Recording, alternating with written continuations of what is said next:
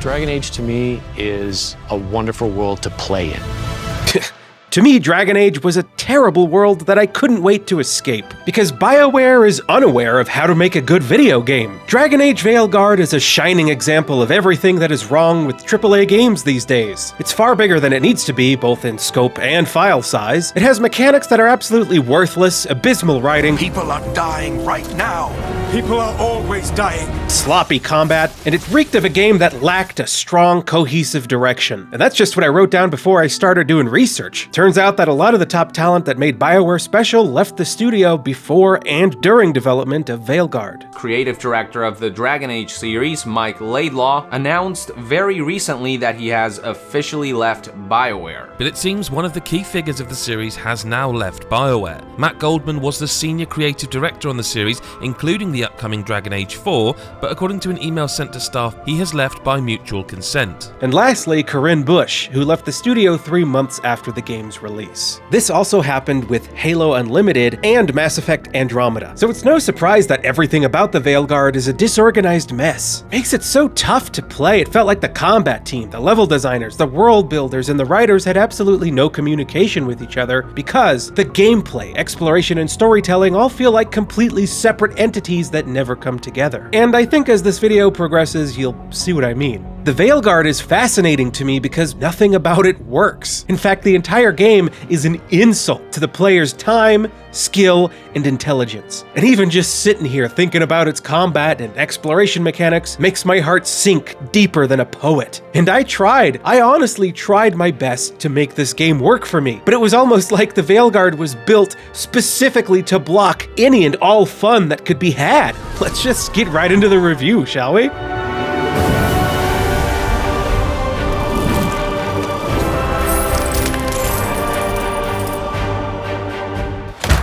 So I rented out a motel room because Dragon Age the Veilguard was so bad that I just had to get away from it to gather my thoughts. So I chose the best 2-star hotel in town, the Victorian Inn. I'll be honest with you, the pictures of the room online really didn't look all that great. Come on in, welcome to my dojo. But in reality, the room actually somehow wound up being worse. Kind of like how with Dragon Age, the trailers online didn't look very promising. I mean, people were pretty upset after just the reveal trailer. And then when the actual game came out, it was worse than they all expected it to be. Oh my god. Dragon Age, so bad you fucked up my eye. But I mean, the writing has been on the wall since day one. BioWare's track record hasn't been so great lately, with Mass Effect Andromeda essentially being devoid of everything that made Mass Effect good in the first place. And then we had Anthem, which was a sad, miserable attempt at a live service game, complete with undercooked gameplay and story. And after the reception that Dragon Age got, I'm sure the situation at BioWare is a lot like it is in here. Bleak and miserable. That's really bad. That makes me want to gag. Reeking of sex, death, and the elderly. Tell us about it. The smell? Yeah. I can't. Because if I think about it, it's going to make me gag.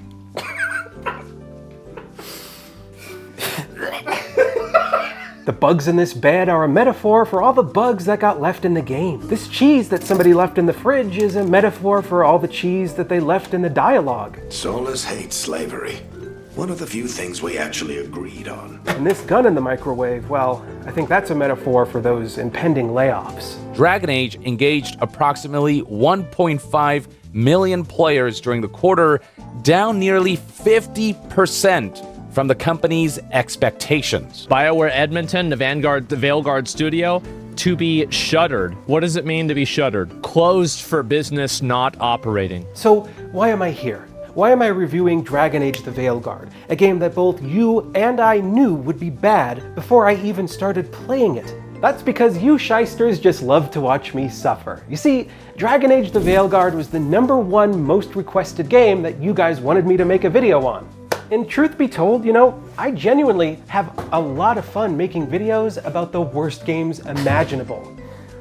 I just wasn't prepared for how bad this one was gonna be. Which is why I fueled up with Factor. But unlike Joe Rogan's Factor, there's nothing to fear here. Factor takes the stress out of meal planning and makes things easy. All you gotta do with these bad boys is nuke them. Just make sure you take the gun out of the microwave first. So you can skip going to the store and all the prep work. Instead, there are 35 options for you to choose from, all of which can be delivered right to your door. Factor also offers a lot of snack options like smoothies and juices. Edible juice. It's got cucumber, pineapple and spinaccia. I do save a lot of time with Factor. Thanks to them, I've been able to make this video a little bit quicker since I haven't had to worry about what I have to eat. And that's been pretty nice. So use my link in the description or pinned comment, and when you get there, use my code RENJAN50 to get 50% off and free shipping on your first Factor box. Doing so will genuinely help out the channel. Once again, that's code RENJAN50 for 50% off and free shipping. And of course, big thanks to Factor for sponsoring today's video.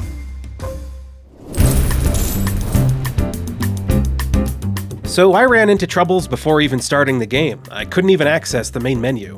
I'm pressing not just any button, but all the buttons.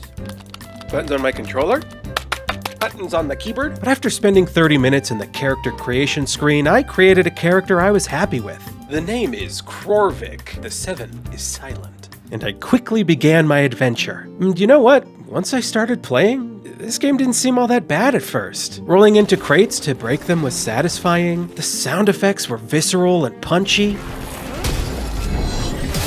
The skill tree was intriguing. I actually found myself thinking, hey, what's the big deal here? How could this game have gotten so much hate? I mean, it looked pretty, you know, and the combat hadn't worn me down. Yet. It felt good exploring, finding little knickknacks off the beaten path. Oh, I'm the king of secrets. And I was actually really enjoying the sense of progression. Unlocking skills felt satisfying as it granted new abilities that had an actual impact on gameplay, and it felt like I was genuinely invested in my choices here. I'm gonna go with Ripa, because that sounds the most fun. And my heart had opened up to Veilguard when I spoke to the most beautiful woman I'd ever seen in this video game. I was especially attracted to that dead look in her eyes, her lack of legs, and her sense of fashion. I've never seen a girl be able to pull off wearing a kitchen accessory as well as she has. Oh, and her name. Just the sound of her name makes my heart flutter. Her name was Nev, as in... Never gonna give you up, never gonna let you down. I knew, the instant that I saw her, that Nev was gonna be my sweet baby. Now, much like this wall you see behind me, the Veilguard seems passable at a first glance, but once you start looking at it a little more deeply, it starts to reveal its true form. Alright, looks actually surprisingly fun. Okay. Okay. What? I fucked the devil? Do you see this? Are you what the look? Pillow piss. What does that mean? What is that? Whoever wrote this stuff seriously hasn't. The game has no respect at all for the player's intelligence. Like, I don't know if y'all knew this, but in the beginning of the game, 2 elven gods got released from their imprisonment. The elven gods, the creatures that escaped. It didn't go as cleanly as we hoped. Solas got pulled into the Fade, and 2 of the evil elven gods. This game has explained the thing we already have seen twice. It has explained it twice. Well, the situation's changed. For the worse, unfortunately. The elven gods Elganan and Gillenane have escaped from Fen'Harel's prison. Oh, they explained it for the 3rd time. Thanks. Oh. No, listen. The gods have returned. So we're getting that information for the 4th time? Elven gods escaped from their prison. Solas. Every single cutscene is repeating the same information. God, what a fuckfest of a game. And this is not only an issue with its writing, but its gameplay as well. Characters are constantly telling you where to go. I think we can get in over here. Okay, you know, I've played video games, right? And how to solve the simplest of puzzles. That's one. Now to find the other. Look, another one of those magical beams. There are 2 of these devices this time. I bet we'll need to direct beams at both of them. Oh. Constant tooltips telling me that I could hit these blights to get rid of them. From the second you start playing the game, it holds your hand so tightly and it never lets go. It sounds Sounds like that opens something below. Oh, really? Then let's have a look. It also has no respect for your time, as there are several quests that have you following an NPC through a town for 10 to 15 minutes. This game has a jankiness to it, too, that isn't funny or endearing like in other games. Gotta love that camera!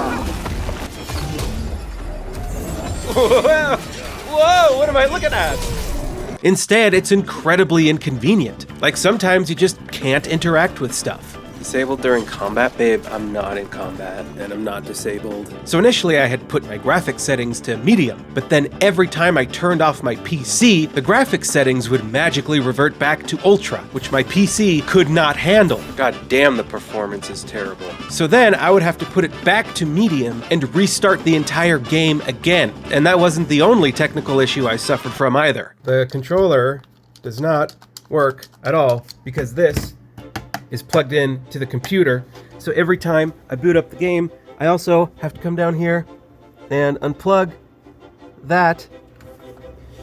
Now that this is unplugged, the controller works. These issues ensured that I was already annoyed before each and every play session. And look at this chick sweeping in the rain. What's to sweep if the ground is wet? To be fair, this game does have some beautiful scenery and some intriguing locations. Look. It's cool. These were environments that I genuinely wanted to explore at first. I liked that you got rewarded for going off the beaten path. What nug carving, I like my nugs. And there were also collectibles you could find that would deepen the lore. I'm not reading that. I found the exploration to be the most engaging part of Dragon Age. BioWare hid little trinkets and goodies all over the place, which did incentivize me to check every nook and cranny. Goddamn, there's shit everywhere, all over. But it came at a cost. This meant that every time I entered into a new area, I would completely miss the scenery because I had been trained to constantly scan the ground for collectibles. And so sometimes I would end up missing out on something that was relatively important. Mierda, these guys. Let me hit him first, then you can take him down. See, I'm completely missed the introduction of a new enemy, or something, I don't even know yet, because I was exploring. Yeah, this is a new enemy. It's clear to me that the art team and the level design team didn't have any sort of communication with each other here, because I had been trained through gameplay to stare at the floor, even though the game wanted me to look at something else. To make matters worse, they just put chests all over the damn place. Within the span of this 2.5-minute clip I captured here, I found 5 chests. And it made me wonder, why are there so many chests lying around? Why hasn't anyone else opened them? And who put them here? Oh yeah, a developer did. An admittedly thoughtful but immersion-breaking reminder that I'm playing a video game. After a while, exploring started to feel like a distraction, a hindrance, and a source of FOMO, because I was afraid of potentially missing out on a game-changing item. It also made it so that buying weapons and armor from merchants wasn't worthwhile, because I could almost always find better gear for free. But what this does is it makes gold and the merchants themselves somewhat redundant because I didn't need to buy anything from them. It's like, why bother buying shampoo from the store when I can find perfectly good shampoo from the motel bathroom for free? Fuck, don't film that! The one word I would use to describe the combat would be messy. Now, what I love about the combat in this game is that you can knock enemies off of cliffs to save time. And what I hate about it is everything else. Now, I chose to play on the hardest difficulty, which was a huge mistake, because all the hardest difficulty does is make the game more boring while shining a gigantic spotlight on all of its issues. Case in point, the enemies are spongier than a scrub daddy, which makes every combat encounter feel eternal.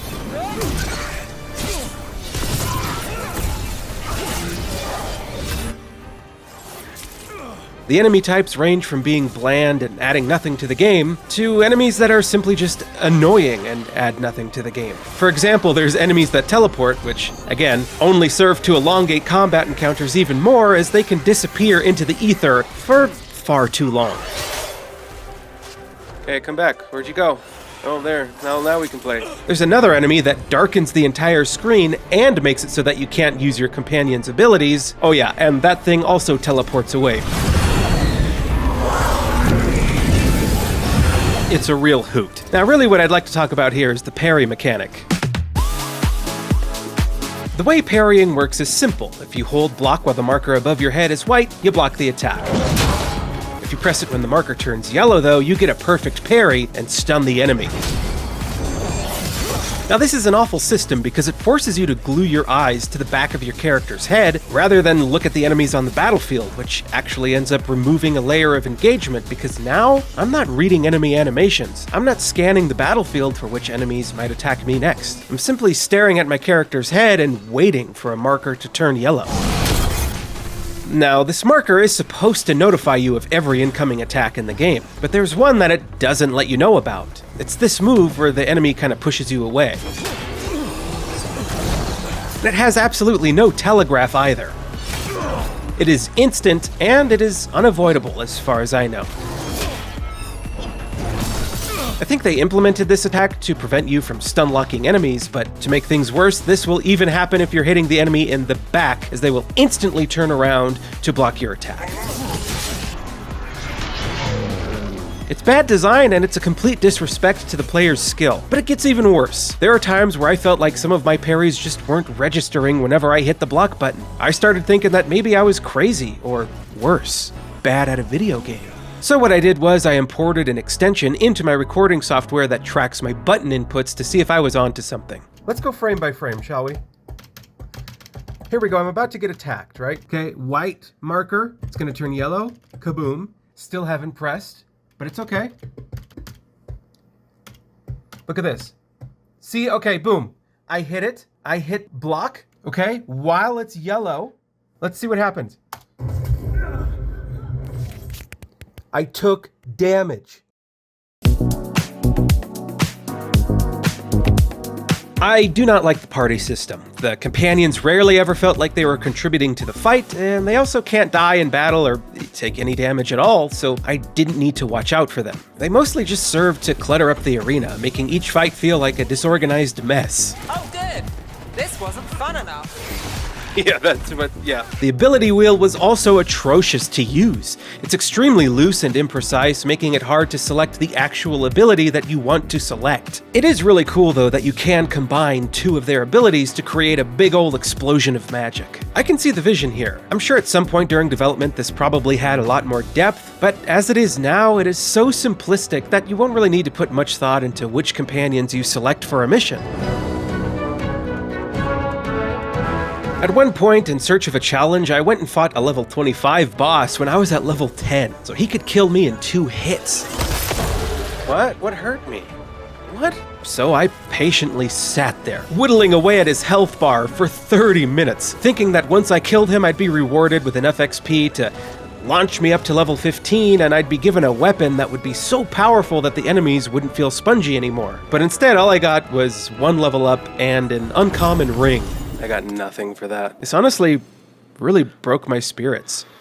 So after that, I went ahead and lowered the game's difficulty, not because I was having a tough time staying alive, but because I was having a tough time staying awake. And this did momentarily make the game more fun because it felt like I was actually doing some decent damage for once, and the combat encounters weren't taking too long anymore. However, it did create a whole new slew of issues. So now that everything died pretty quickly, it meant that I really didn't need to use my companion's abilities all that much. I didn't need to explore or find new weapons anymore. Unlocking skill points was no longer exciting because I didn't need any of the traits or abilities they provided. It's weird to me that playing on normal difficulty only served to nullify even more of the game's mechanics. It became abundantly clear to me that they didn't playtest or tune any of this game's difficulties. All they did was adjust enemy health bar and damage values and called it a day. So the cutscenes are mainly just exposition. This isn't right. The dock usually has people bringing goods to market, bartering and shouting. It's always busy. Something happened here. Oh, I had to piece that together myself. As I mentioned earlier, the game repeats itself ad nauseum, sometimes even within 5 seconds of itself. Hey, what's going on here? Find the veil jumpers. Bring them to the mayor. They're talking about Jahel and Milva. They said bring them to the mayor. It feels like 33% of the dialogue is just repeated information. Now, this wastes the writer's time because they have to sit there and write it all out multiple times. It wastes the actor's time because they gotta do multiple takes of that line in the booth. No, it's okay. That's the good kind of rumble.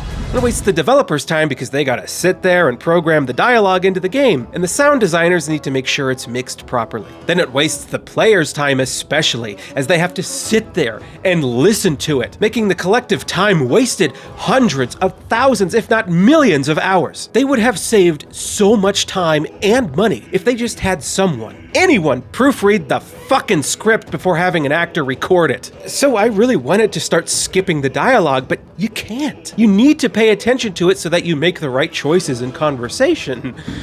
Except sometimes the dialogue options you choose aren't what they initially appear to be. No offense, but having an abomination in the lighthouse makes me nervous. That's not what I meant by that. I meant I'll keep an eye on you, as in I will keep you safe. Not I'll keep an eye on you because I don't trust you. If I knew that's what he was going to say, I would not have picked that. Then to top it all off, guess what? Surprise, the acting is bad. You gave them to the gods, didn't you? Didn't you? They were in my head, infecting my thoughts. They made me do it. But you can't really blame the actors here. It'd be tough to make any of this dialogue sound good or natural. So the tone of this game is sickeningly sweet. Like, everybody here seems so jovial and upbeat, despite the fact that the fate of the entire kingdom is at stake. Yet, everyone seems perfectly content with what's going on. It makes it so that none of these characters feel real or believable. Something is just so off. It almost feels like they live in North Korea, and their dear leader is listening to every single conversation that they have. And if they say the wrong thing, they'll be executed in front of everyone at Pyongyang Square. I got so damn sick of the overly jovial tone that all the main characters seem to have. Aren't you some sunshine? That's me. And it made me feel genuine discomfort, and a true, like, sickness, a pit in my stomach. And I started building up a resentment towards the game and the characters. This sound, that's how it feels to sit there and watch the cutscenes in Dragon Age. Eventually, I realized that I was skipping every combat encounter I could because combat wasn't fun. I was skipping most of the cutscenes because they were repetitive and sickening. And I was skipping out on exploration because I no longer had any reason or desire to explore and level up my character. And if I'm actively avoiding having to play the game while I am actively playing the game, then there is no point in playing the game. And with each new play session, there was less fun to be had because more and more glaring issues kept popping up. And I honestly, truly tried my best to have fun with this game, but there was no fun to be had. And so I made the choice to do something I've never done in any of my videos, to quit playing the game before I'd beaten it. So I didn't even get to the point where I could unlock Tosh as a companion. I only made it 13 hours. This whole video is based off of 13 hours of gameplay. Had I played the remaining 66% of the game, God only knows the content I would have gotten, but I had to stop. The final straw came when I was trying to complete Nev's companion quest, which had her giving me a tour of the very same city she already gave me a tour of a few hours prior. So I couldn't do it anymore. It turns out that I gave her up, turns out that I let her down. And as such, I deserve to be punished. Alright, I'll be real with you, camera. The reason I came out here to this motel was because I got extremely burnt out from making videos on some of the worst games imaginable last year. If I were to play this game to completion, I'm afraid that it would ruin me and burn me out even more.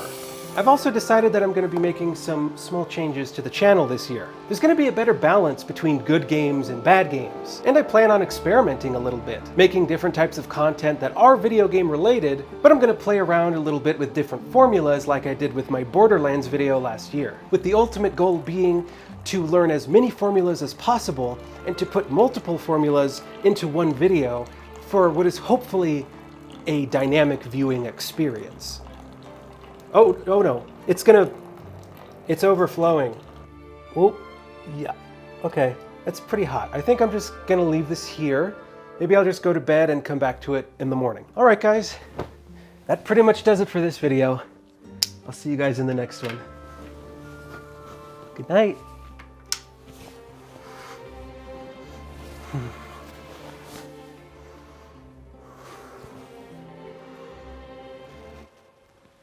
Do you smell that?